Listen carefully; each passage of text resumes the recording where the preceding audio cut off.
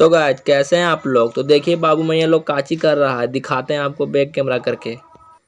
ये देखिए गाइस सब लोग बाबू मैया लोग का कर रहा है। देखिए यहाँ पर बैठा हुआ है कैसा इकने का बना रहा है, समझ ही में नहीं आ रहा है हमको। तो ये देखिए गाइस, हाँ उधर देखिए बाबू लोग भी बना रहा है, इधर मैया लोग बना रही है। हाँ ये देखिए कने का बना रहा है लोग, हमको समझ ही में नहीं आ रहा अभी तक।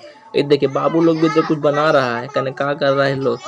ये देखिए ये बाबू लोग का बना रहा है। अरे बाबू लकड़ी जला के आग में कुछ कर रहा है, कने का कर रहा है। चलिए दिखाते हैं उन लोग को भी। वो देखिए उन लोग कने का कर रहा है, हमरा तो कुछ बुझाइए नहीं रहा है। हाँ देखिए बाबू लोग लकड़ी जला के खाली फालतू में धुआं निकाल दिया है। तो गाइज ये देखिए हमारे पलामू शहर का फेमस स्पेशल बर्फी, जो ना आपने कभी देखा होगा ना कभी खाया होगा। ये हमारे यहाँ के फैक्ट्री में तैयार होता है कुछ इस तरह से। ये देखिए आपको ऑर्डर करना है तो कमेंट में जाके ऑर्डर लिखिए।